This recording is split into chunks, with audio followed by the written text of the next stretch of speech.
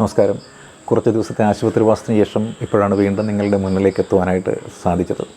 ഇനി വീണ്ടും 2 ആഴ്ചയ്ക്കുള്ളിൽ ഒന്നുകൂടി ട്രീറ്റ്മെൻറ്റിൻ്റെ അടുത്ത സ്റ്റേജിലേക്ക് കടക്കുമ്പോൾ ഒന്നുകൂടി ഒന്ന് പോകേണ്ടതായിട്ട് വരും. വീണ്ടും തിരിച്ചു വരും. ഇതേ രീതിയിലൊക്കെ തന്നെ നിങ്ങളുടെ മുന്നിൽ വന്ന് വീണ്ടും വീഡിയോ ചെയ്യുവാനായിട്ട് സാധിക്കുമെന്നുള്ള പ്രതീക്ഷയിൽ തന്നെയാണ് മുന്നോട്ട് പോകുന്നത്.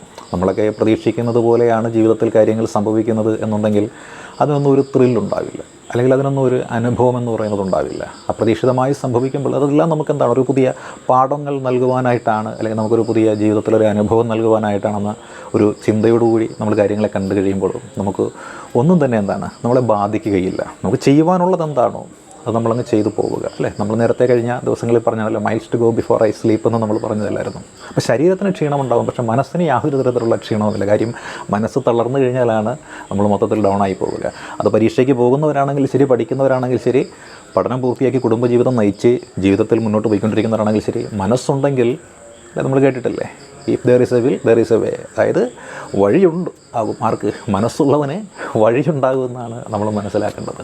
അപ്പോൾ എനിക്കിപ്പോൾ പറയാനായിട്ട് തോന്നുന്നൊരു ചെറിയൊരു കഥയാണ്. അതായത് പണ്ടൊരു ഗ്രാമത്തിൽ ഒരു കർഷകനുണ്ടായിരുന്നു. ആ കർഷകൻ നല്ല അധ്വാനിയായിരുന്നു. അദ്ദേഹത്തിൻ്റെ ജീവിതത്തിൽ നല്ല രീതിയിൽ അധ്വാനിക്കുന്ന കഷ്ടപ്പെടുന്നൊരു മനുഷ്യനാണ്. പക്ഷേ അദ്ദേഹം നല്ല ഭംഗിയായിട്ട് അദ്ദേഹത്തിൻ്റെ പാടശേഖരങ്ങളിൽ വിളവ് ഉൽപ്പാദിപ്പിക്കും. ഒരു ഗ്രാമത്തിൻ്റെ പട്ടിണി മാറ്റുന്ന ഒരു മനുഷ്യൻ, ആ മനുഷ്യൻ്റെ പാടശേഖരത്തിൽ നല്ല രീതിയിൽ വിളവുകളൊക്കെ ഇങ്ങനെ കാണുമ്പോൾ എല്ലാവർക്കും നല്ല സന്തോഷവും സമാധാനവും ഐശ്വര്യമുണ്ട്. സമാധാനം വരുന്നുണ്ട്, പട്ടിണി മാറ്റുന്നയാളല്ലേ. പക്ഷേ കഴിഞ്ഞ കുറേ വർഷങ്ങളായിട്ട് എന്താണ്, അവിടെ കൊടുങ്കാറ്റുണ്ടാകുന്നുണ്ട്, പേമാരി ഉണ്ടാകുന്നുണ്ട്, വെള്ളപ്പൊക്കം ഉണ്ടാകുന്നുണ്ട്, വരൾച്ചയുണ്ടാകുന്നുണ്ട്, കീടങ്ങളുടെ ആക്രമണം ഉണ്ടാകുന്നുണ്ട്, വെട്ടുക്കിളികളുടെ എന്താണ് ഒരു വല്ലാത്ത ഒരു അറ്റാക്കും ഒക്കെ ഉണ്ടാകുന്നുണ്ട്. അങ്ങനെ കൃഷി മൊത്തത്തിൽ ഇങ്ങനെ മോശമായി കൊണ്ടുപോകുന്നു. ഈ കർഷകനാണെങ്കിൽ ആകെ മനസ്സ് മടുത്തിരിക്കുകയാണ്. കർഷകൻ്റെ സങ്കടം വന്നു. കർഷകൻ ഒരു ദിവസം ഈ വയലിലേക്ക് ചെല്ലുമ്പോൾ കടുത്ത വരൾച്ചയാണ്. ആ വരൾച്ച കാരണം അദ്ദേഹത്തിൻ്റെ പാടശേഖരം മൊത്തം ഇങ്ങനെ വരണ്ട് വിണ്ടുകീറി കിടക്കുകയാണ്. വിതച്ച വിളവുകളൊന്നും മുളച്ചു വരുന്നുമില്ല. എന്താ ചെയ്യുക? അദ്ദേഹം ആ മരത്തണലിലിരുന്ന് മനസ്സ് അദ്ദേഹത്തിൻ്റെ തകർന്ന് വിരുകി. മനസ്സുരുകി അദ്ദേഹം എന്ത് ചെയ്യണം, അതിൻ്റെ മുകളിലേക്ക് ഒന്ന് നോക്കി. അപ്പോൾ കത്തിക്കാളുന്ന സൂര്യപ്രകാശമാണുള്ള അദ്ദേഹം. സാധാരണ സങ്കല്പം എന്താണ്, ദൈവം മുകളിലാണല്ലോ എന്നല്ല സങ്കല്പം. സച്ചിൻ ടെണ്ടുൽക്കർ സെഞ്ചുറി അടിച്ചാലും മുകളിലോട്ട് നോക്കിയല്ലേ ബാറ്റ് മോഹം എത്തുന്ന. അതേപോലെ ഈ മനുഷ്യൻ എന്ത് ചെയ്യുകയാണ്, അദ്ദേഹം മുകളിലേക്ക് നോക്കിയിട്ട് പറഞ്ഞു, എൻ്റെ ദൈവമേ, നിങ്ങൾ എന്താണ് ഈ കാണിക്കുന്നത്? എത്ര നാളായിട്ട് ഞാനിങ്ങനെ കഷ്ടപ്പെടുന്നു, എൻ്റെ അധ്വാനത്തിന് ഒരു വിലയും കാണുന്നില്ല. ഞാൻ എനിക്ക് വേണ്ടി അല്ലല്ലോ കഷ്ടപ്പെടുന്നത്, മറ്റുള്ളവർക്ക് വേണ്ടിയല്ല കഷ്ടപ്പെടുന്നത്. എന്നിട്ടും എന്തിനാണ് എനിക്കിങ്ങനെ ദുഃഖവും ദുരിതവും തരുന്നത്, എൻ്റെ ജീവിതം ഇങ്ങനെ പ്രയാസപ്പെടുത്തുന്നത് എന്ന് ഈ കർഷകൻ ആകാശത്തേക്ക് നോക്കി ദൈവത്തോട് നോക്കി ചോദിക്കുകയാണ്.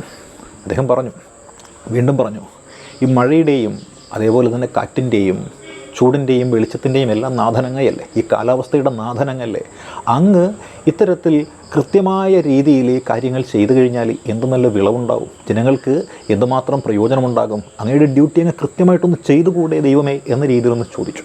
അപ്പോൾ ആകാശത്തു നിന്നും ഒരു അശരീരി കേട്ടു. അശരീരി നമുക്കറിയാം എന്താണ്, ശബ്ദമില്ല, അല്ലേ? ശബ്ദം മാത്രമേ ഉള്ളൂ, രൂപമില്ല. ശരീരമില്ലാതെ വരുന്ന ശബ്ദത്തിനാണ് നമ്മൾ അശരീരി എന്ന് പറയുന്നത്. അപ്പോൾ അശരീരി പറഞ്ഞു, ശരി, അങ്ങനെയാണെങ്കിൽ ഈ വരുന്നൊരു സീസണിലേക്ക് ഈ പറയുന്ന പ്രകൃതിയുടെ വരദാനമായിട്ടുള്ള, അല്ലെങ്കിൽ പ്രകൃതിയുടെ ദേവനെന്നുള്ള സ്ഥാനം നിനക്ക് നൽകുകയാണ്. മഴയായാലും മഞ്ഞായാലും വെയിലായാലും പേമാരിയായാലും കാറ്റായാലും വരൾച്ചയായാലും നീ നിയന്ത്രിച്ചു കൊള്ളുക എന്നീ കർഷകനോട് പറയുകയാണ്. കർഷകന് സന്തോഷമായി. കാരണം എന്താണ്, ഒരു വർഷത്തെ കാലാവസ്ഥ, കൃഷി എന്നിവ നിയന്ത്രിക്കാൻ പൂർണ്ണമായ അധികാരം കിട്ടിയിരിക്കുകയാണ്. കർഷകൻ സന്തോഷിച്ചു. വന്നിട്ട് എന്ത് ചെയ്തു, ആ ചുമതലങ്ങ് ഭംഗിയായിട്ട് ഏറ്റെടുത്തു. അദ്ദേഹം കൃഷി ഇറക്കി. മഴയെ നിയന്ത്രിച്ചു, വെയിലിനെ നിയന്ത്രിച്ചു, കാറ്റിനെ നിയന്ത്രിച്ചു, വെള്ളപ്പൊക്കത്തെ നിയന്ത്രിച്ചു, എല്ലാം സമാസമം ചേർത്തു. വളവും വെള്ളവും വെളിച്ചവും എല്ലാം കൃത്യമായിട്ട് കിട്ടിയപ്പോൾ എന്താണ്, ഈ പാടശേഖരങ്ങളിൽ ഈ വിളവ് എന്ന് പറയുന്നത് ഇങ്ങനെ ആർത്ത് തഴച്ച് വളരാൻ തുടങ്ങി. ഇത് കണ്ടപ്പോൾ തന്നെ കർഷകൻ്റെ മനസ്സ് നിറഞ്ഞു. അങ്ങനെ കാലങ്ങൾ കുറച്ച് കഴിഞ്ഞു. 6 മാസം കഴിഞ്ഞു. വിളവ് ഇങ്ങനെ മുതിർന്ന് നിൽക്കുകയാണ്, കൊയ്യാനായിട്ടുള്ളൊരു സമയമായിരിക്കുകയാണ്. അങ്ങനെ കർഷകൻ എന്ത് ചെയ്യാണ്, സന്തോഷത്തോട് ചിന്തിച്ചു, ഈ ദൈവമേ, ഇതേപോലെയല്ലേ കാര്യങ്ങളൊക്കെ ചെയ്യേണ്ടത്, എന്നെ ഏൽപ്പിച്ചപ്പോൾ കണ്ടോ, കാര്യങ്ങളുടെ കിടപ്പോശം കണ്ടോ എന്ന രീതിയിൽ ചിന്തിച്ച് സന്തോഷിച്ച് ഇദ്ദേഹം കൊയ്ത്തിന് വരികയാണ്. കൊയ്ത്തുകാരുമായിട്ട് ഒന്ന് കൊയ്തെടുത്ത് ഈ വിളവ് നോക്കിയപ്പോൾ കാണുന്നതെന്നാണ്, ഈ വിളഞ്ഞ് മുറ്റി നിൽക്കുന്ന ഈ കതിരുകളിൽ കതിർമണിയില്ല. കതിർമണി എന്ന് പറയുന്നത് എന്താണ്, നെക്കുമ്പോൾ അങ്ങോട്ട് നെങ്ങുകൊള്ളുകയാണ്. കാര്യം അതിനകത്ത് ധാന്യമണികളില്ല. അദ്ദേഹത്തിനാകെ സങ്കടം വന്നുപോയി. അദ്ദേഹത്തിൻ്റെ കണ്ണിൽ നിന്ന് കണ്ണുനീരിങ്ങനെ വരികയാണ്. അദ്ദേഹം ദൈവത്തോട് ഒത്തിരി പ്രാർത്ഥിച്ചു, ദൈവം ഇങ്ങനെ എന്തിനാണ് എന്നെ ഇങ്ങനെ പറ്റിച്ചത്? കാലാവസ്ഥയുടെ അധിപനായിട്ട് എന്നെ നിയന്ത്രിച്ചിട്ട് നല്ല വിളവ് എനിക്ക് നൽകിയിട്ട് ആ വിളവിൽ നിന്നൊരു ധാന്യമണി പോലും ഇല്ലാത്ത അവസ്ഥ എന്തിനാണ് എനിക്ക് ഉണ്ടാക്കിയത് എന്ന് ദൈവത്തോട് അദ്ദേഹം ചോദിച്ചു. അപ്പോൾ വീണ്ടും അന്തരീക്ഷത്തിൽ നിന്ന് അശരീരി വരികയാണ്. ഇത് എൻ്റെ കുഴപ്പമല്ല, നിങ്ങളുടെ കുഴപ്പം മാത്രമാണ്. നിങ്ങൾ ആഗ്രഹിച്ച പോലെ എല്ലാം നിങ്ങൾക്ക് കിട്ടി. അതുകൊണ്ട് നിങ്ങൾ വിതച്ച വിളവ് തഴച്ചു വളർന്നു. ആ തഴച്ചു വളർന്ന വിളവിൽ നിന്നും വിളയുണ്ടായപ്പോൾ അതിലെന്തില്ല, ചുളയില്ല. എന്താ സംഭവിച്ചത്? കാറ്റാണെങ്കിലും മഞ്ഞാണെങ്കിലും മഴയാണെങ്കിലും ഇവിടെ വിളഞ്ഞു വരുന്ന അല്ലെങ്കിൽ ഇവിടെ കിളിർത്തു വരുന്ന ഈ നെൽച്ചെടികൾക്കാണെങ്കിലും ഗോതമ്പ് ചെടികൾക്കാണെങ്കിലും ഇതിൻ്റെ ആ ഒരു പ്രഹരശേഷി പ്രതിരോധിക്കാനുള്ളൊരു കരുത്ത് എന്ന് പറയുന്നതില്ല, പ്രതിരോധശേഷി എന്ന് പറയുന്നത് ഇല്ല. അങ്ങനെ അതിജീവിക്കുവാനുള്ള ശേഷി നഷ്ടപ്പെട്ടു പോയിട്ടുള്ള, അതായത് സ്പൂൺ ഫീഡിങ് എന്ന് പറഞ്ഞ രീതിയിൽ കിട്ടി വന്നിട്ടുള്ള വിളകളാണ് ഇവിടെയുള്ളത്. അതുകൊണ്ടെന്താണ്, അതിലൊന്നും തന്നെയില്ല.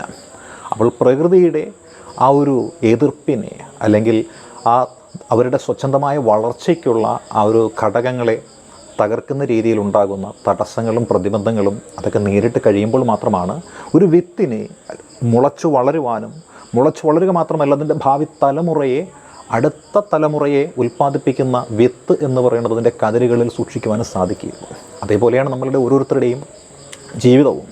നമുക്ക് പ്രതിസന്ധികളില്ല എന്നുണ്ടെങ്കിൽ, തൊടുന്നതെല്ലാം പൊന്നായി മാറുമെന്നുണ്ടെങ്കിൽ, കൈ നീട്ടുമ്പോഴെല്ലാം കൈക്കുമ്പിളിൽ വന്ന് വീഴുമെന്നുണ്ടെങ്കിൽ നമ്മുടെ ജീവിതം കൊണ്ട് നമുക്ക് എന്താ പ്രയോജനം? ഒന്നുമില്ല. നമ്മളൊന്നും വായിത്തീരുകയില്ല.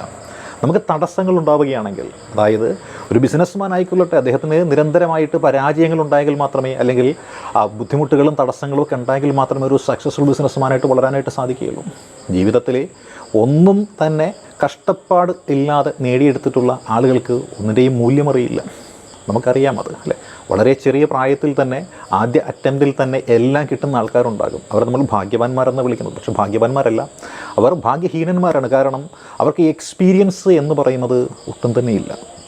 ഭാഗ്യവാന്മാരാണ്, പക്ഷേ അവർക്ക് എന്തില്ല, എക്സ്പീരിയൻസ് ഇല്ല. അപ്പോൾ നമുക്ക് എന്ത് സാധനമായിക്കൊള്ളട്ടെ, നമുക്ക് വൈകിയാണ് ലഭിക്കുന്നത് എന്നുണ്ടെങ്കിൽ എന്താണ്, നമ്മൾ അത്രയും എക്സ്പീരിയൻസ്ഡാണ്.